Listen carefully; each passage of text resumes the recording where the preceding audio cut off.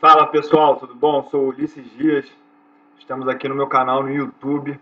Continuaremos aqui a nossa jornada sobre como a Magic Fórmula, adaptada ao Brasil por mim, se desenrolou aqui desde o ano de 2000 até 2018. Então fizemos aqui por último o ano de 2010 até 2011 e agora vamos evoluir aqui para o ano de 2011 para 2012. E eu lembro você que ainda não curtiu aí o canal, se inscreveu ou ainda não recomendou para alguém, faça isso se você quer que esse conteúdo se espalhe pela internet, que as pessoas fiquem sabendo. Se você acha que vale a pena investir assim, deixa aí seus comentários também.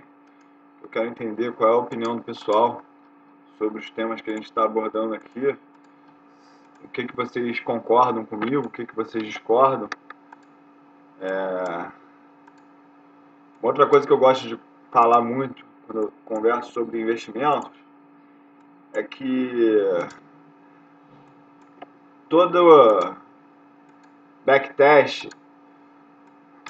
todo modelo que a gente testar no passado e olhar para o dia de hoje, a gente tem que entender se a gente tem a crença de que aquela estatística ela será convergente ou divergente com o tempo. O que isso quer dizer?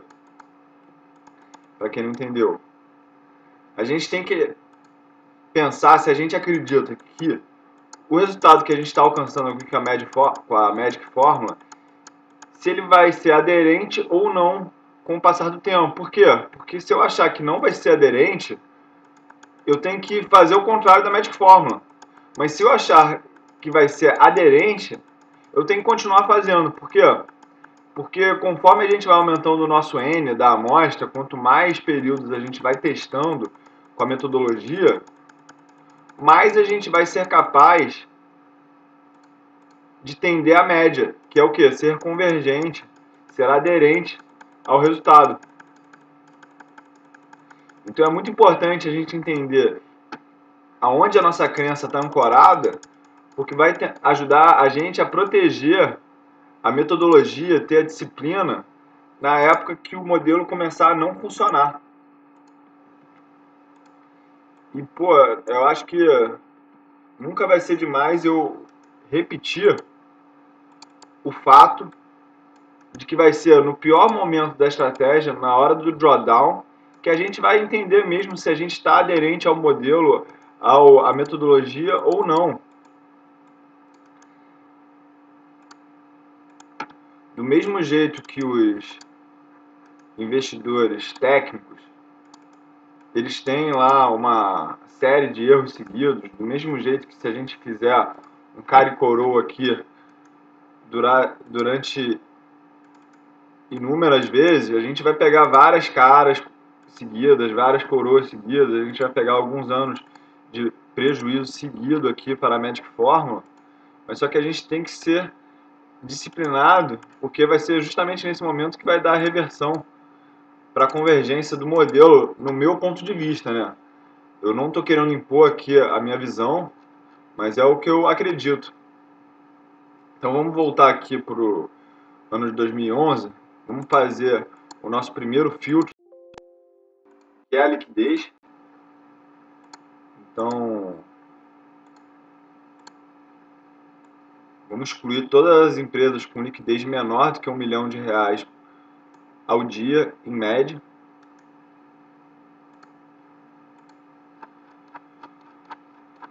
Olha quantas empresas a gente já tem aqui nessa nova fase do mercado. E para você que está acompanhando aí desde o início a jornada da Magic Fórmula, você lembra que em 2000, 2001, 2002, tiveram anos que a matéria-prima para a construção da carteira era escassa. Tanto que a gente teve que flexibilizar o modelo em alguns anos para menos de 15 ações, para a gente poder rodar a estratégia. Mas agora, já em 2011, aumento da participação dos investidores mesmo no mercado internacional, os fundos passivos muito mais presentes de uma maneira menos agressiva, inovações no mercado como ETFs, que facilitaram a entrada de outros investidores no mercado e também melhoraram muito a liquidez, né? Porque com os ETFs, os investidores eles não precisam mais serem especialistas para estarem expostos ao mercado. Vamos excluir aqui todas as empresas. Olha quantas empresas a gente já tem já com uma alavancagem maior. Todas as empresas acima de 60% de relação dívida líquida sobre patrimônio líquido. E isso leva a gente a excluir algumas empresas como Pão de Açúcar, Even, Fibria, Lely Blanc, GP Investimento, Wilson Sons. Algumas tiveram bons resultados e outras não. Mas lembrando, isso aqui é uma maneira da gente antifragilizar o nosso portfólio. Outra maneira que a gente acha para portfólio mais antifrágil é excluir também as empresas que deram prejuízo, tanto na métrica de retorno sobre patrimônio líquido, quanto na métrica de também. Para você que está fazendo essa Magic Fórmula a partir de dados já totais da empresa, eu acho que vale a pena lembrar de que algumas empresas elas têm um resultado como companhia, mas elas têm outro resultado quando você vai fazer o resultado por ação. E o que eu chamo isso? Imagina que a empresa lá tinha um lucro de 100 milhões por ano e ela tinha 100 milhões de ações. Aí os acionistas atuais decidem lá que eles vão fazer uma emissão de ações e vão aumentar para 200 milhões de ações.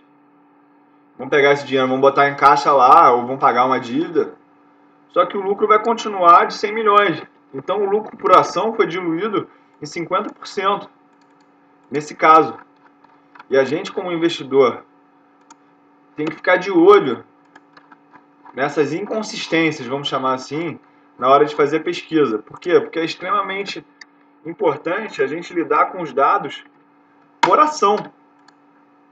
Porque a gente, como não é controlador, a gente é acionista minoritário das empresas, a gente está olhando para essa métrica, entendeu, gente?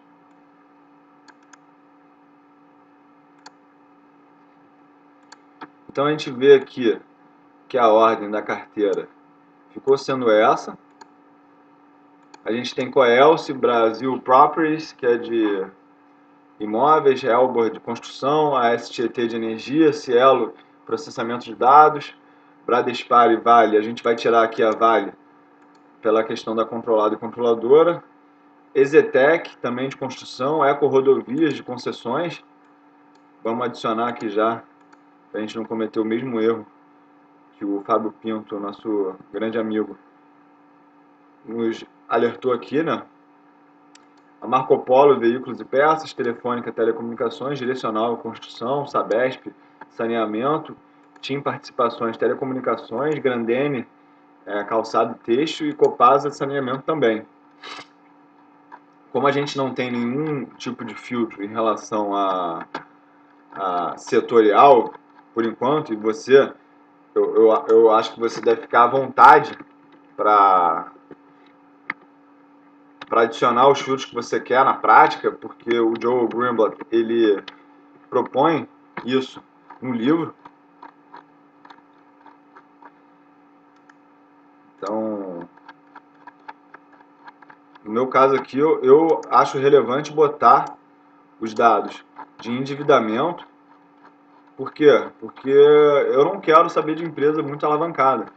Elas podem vir a dar retornos extraordinários. É muito provável que quando você pega uma empresa assim, valorizando mais de 300% na bolsa, ela tem um componente especulativo assim mais elevado, porque é claro que a gente não vai ter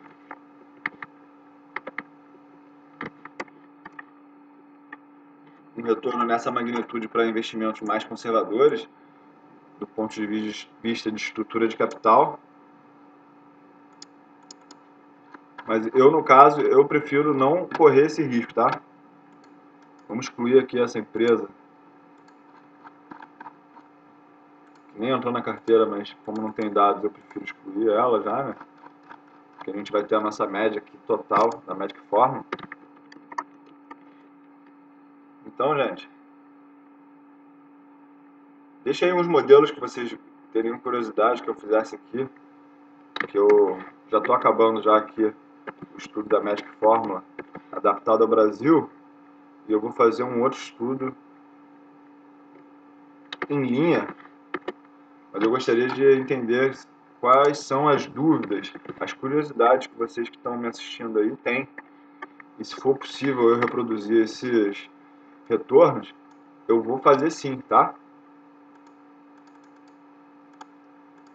Então vamos aqui ajeitar a tabelinha, botar aqui na cor que a gente costuma pôr, vamos botar. Então a gente viu que a Magic Formula, mais uma vez, teve um resultado extraordinário em relação ao Ibovespa. Então esse aqui foi o nosso 12º ano de estratégia. Se eu não me engano, foi o 9º ano em que a Magic Formula ganhou do Ibovespa. Eu pessoalmente eu não uso o modelo da Magic Formula. É uma coisa parecida. Então é isso, gente. Olha só. Por enquanto, em 12 anos, a Magic Formula tem apresentado uma média de 30,97%, enquanto o Ibovespa teve um retorno em média de 18,25%. Quase 50% maior a Magic Formula em termos brutos, né? Mas lembrando a todos, isso aqui é só um exercício teórico, né? A realidade é muito mais complexa do que está aparecendo aqui nesse estudo.